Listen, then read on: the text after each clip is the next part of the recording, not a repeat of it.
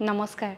সৰু সৰু কিন্তু ভয় লগা কিছু ভৌতিক ঘটনালৈ প্ৰত্যেক দিনাখনৰ দৰে মই ঝৰ্ণা আহিছোঁ আপোনালোকৰ কাষলৈ আৰু সপ্তাহটিৰ আৰম্ভণি কৰিবলৈ লৈছোঁ বকুৰ পৰা অংকিতা ৰাভাই লিখি পঠিওৱা এক বৰ শিহৰণকাৰী অভিজ্ঞতাৰে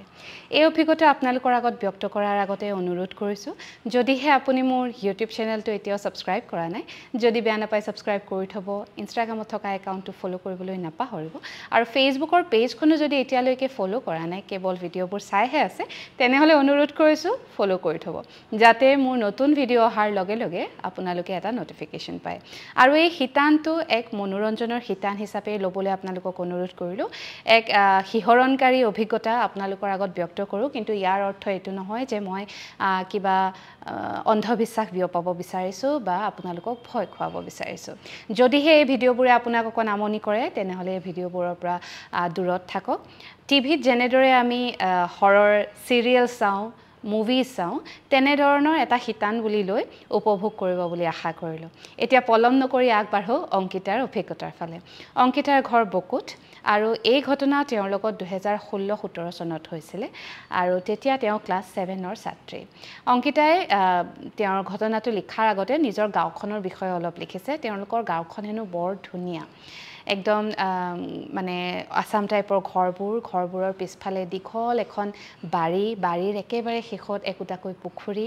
আৰু সন্মুখখনো ডাঙৰকৈ পদুলি মানে দীঘল পদুলি বৰ মৰম লগা এখন ঘৰ আৰু অংকিতাই যিদৰে ব্যক্ত কৰিছে নিজৰ গাঁৱৰ পৰিৱেশটো মোৰ মানে চকুৰ আগত একদম ভাহি অহা যেন লাগিছে গতিকে এইবাৰ অসমলৈ গ'লে এবাৰ বকুফালে যাম বুলি মানে মনতে ধৰিছোঁ মনতে ভাবিছোঁ যাব পাৰোঁ যদি ঠিক আছে এতিয়া আগবাঢ়ো অংকিতাৰ অভিজ্ঞতাৰ ফালে সেইদিনাখন অংকিতাহঁতৰ ঘৰত বহুত গৰু গাই আছে আৰু তেওঁলোকৰ ঘৰৰ পিছফালে বাৰান্দা আছে তাৰ পিছতে দমকলটো আছে তাৰ পিছত গৰু গোহালি আছে আৰু তাৰ পিছত আছে তেওঁলোকৰ পুখুৰীটো আৰু সেইদিনাখন প্ৰত্যেক দিনাখনৰ দৰে মাকে সন্ধিয়া বেলা নিজৰ ঘৰৰ গৰুকেইটা আনি গোহালিত বান্ধিবলৈ বুলি ওলাই গ'ল সাধাৰণতে মাক আধা ঘণ্টা 45 মিনিটৰ ভিতৰতে ঘূৰি আহে কিন্তু সেইদিনাখন আচৰিত ধৰণে প্ৰায় 1.5 ঘণ্টামান হ'ল মাক উভতি অহা নাই ঘৰত আকৌ কেৱল অংকিতা আৰু অংকিতাৰ আইতাক আৰু তেতিয়া প্ৰায় কানিমনি সন্ধিয়া হৈছে ঘৰত চাকি জ্বলাবৰ সময় হৈছে গতিকে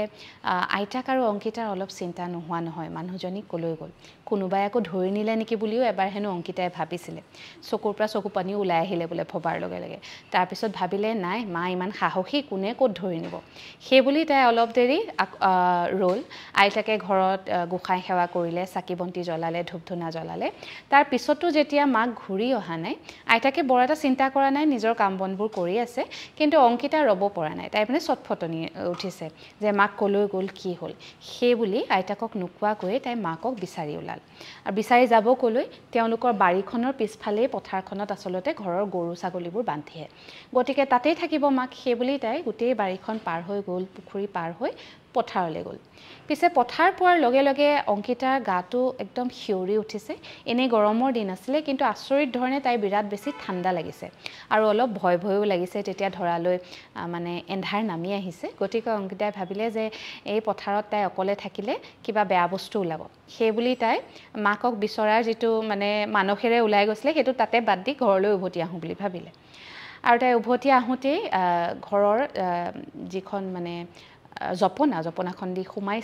সোমাই তেওঁলোকৰ বাওঁহাতে ডাঙৰকৈ পুখুৰীটো আছে আৰু লুংলুঙীয়া ৰাস্তাটো ঘৰলৈ আহিবৰ কাৰণে পুখুৰীৰ পাৰতে এজোপা বৰ ডাঙৰ আৰু পুৰণি নাৰিকল গছ আছে অংকিতাই পুখুৰীৰ পাৰেৰে লুংলুঙীয়া ৰাস্তাটো দি ঘৰলৈ বুলি আহি আছে অলপ খৰকৈ খোজ লৈছে কিন্তু তেতিয়া তাই অনুভৱ কৰিছে যে সেই নাৰিকল গছজোপাত কিবা এটাই খুৰখুৰাই আছে তাই চাবলৈ বৰ এটা সাহু কৰিব পৰা নাই তাৰ পিছত আকৌ ভাবিলে কোনোবা চুৰটোৰ আহিছে নেকি কাৰণ তেতিয়ালৈকে নাৰিকল গছজোপা একদম নাৰিকলৰে মানে ভৰি আছিল পকা নাৰিকল মাকে কৈয়ে আছিলে যে পাৰিব লাগে নাৰিকলবোৰ নহলে চুৰে নিব সেই বুলি তাই এপাকত নাৰিকল গছজোপালৈ চালে যে কিহে খুৰখুৰাই আছে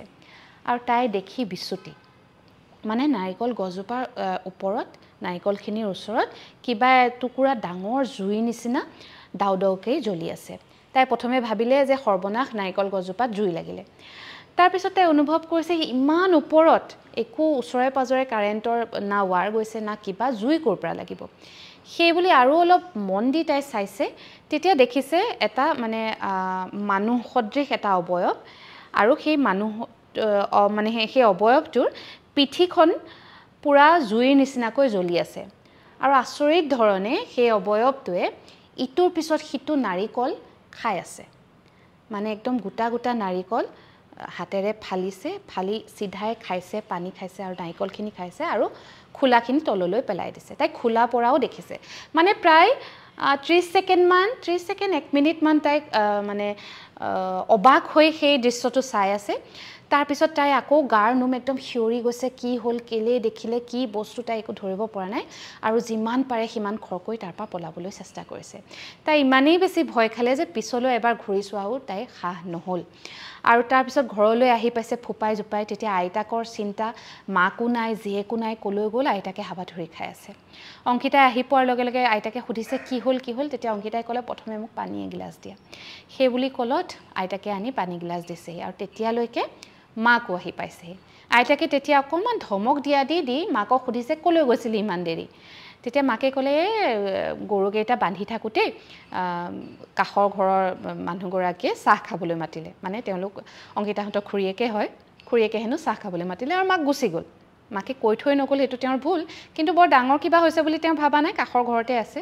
কিন্তু অংকিতাৰ অৱস্থা দেখি দুয়োগৰাকী মানুহৰ মানে চিন্তাত তৰণি নাই ছোৱালীজনীৰ কি হ'ল কি দেখিলে তাৰ পিছত ৰাতিলৈ অংকিতাৰ বিৰাট বেছি জ্বৰ উঠিছে আৰু তাই একো ক'ব পৰা নাই একদম মানে যেন তাই মূৰ্ছাহে গৈছে মাজে মাজে ভয় খাই চক খাই উঠে কেৱল আকৌ শুই পৰে কিন্তু ৰাতিপুৱা হোৱালে তাই জ্বৰটো অলপ কমিলে আৰু তেতিয়া নৰ্মেল হলত মাকে যেতিয়া সুধিলে কি হ'ল তেতিয়া তাই গোটেই কথাটো ক'লে যে নাৰিকল গছজোপাৰ ওপৰত কি দেখিছিলে আৰু তাৰ পিছত ৰাতিপুৱা তেতিয়া মাকে গৈ পুখুৰীৰ পাৰত চাইছেগে যে সঁচাকৈ নাৰিকলৰ বাকলি চাকলি কিবা পৰি আছে নেকি আৰু আচৰিত ধৰণে তেওঁ নাৰিকলৰ খোলা নাৰিকলৰ বাকলি নাৰিকল গছজোপাৰ তলত পৰি থকা দেখিলে সেইটো কি দৃশ্য আছিলে কোনেও গম নাপালে তাৰ পিছদিনাখনৰ পৰা অৱশ্যে তেনেকুৱা একো ঘটা নাই আৰু আজি এই ঘটনাটো হোৱা বহু বছৰ হ'ল প্ৰায় 8 বছৰেই হ'ল কিন্তু এই ঘটনাটোৰ প্ৰত্যেকটো ক্ষণ অংকিতাৰ মনত আছে এতিয়াও মনত পৰিলে তাই গাৰ নোম শিয়ৰি উঠে আৰু বৰ আচৰিত এটা ঘটনা কেতিয়াও নুশুনা এটা ঘটনা সেই বস্তুটো কি আছিলে সঁচাকৈ জানিবৰ মন যায় আপোনালোকে কেতিয়াবা এনেকুৱা নাভুত নাচুত কিবা কথা শুনিছে নেকি বাৰু যদি শুনিছে ভিডিঅ'টোৰ তলত কমেন্ট কৰিবলৈ নাপাহৰিব আজিৰ এই অভিজ্ঞতা ইয়াতেই সামৰিছো কাইলৈ নিশা এক নতুন ঘটনা লৈ আপোনাৰ কাষ চাপিম এতিয়ালৈ আহিছো শুভৰাত্ৰি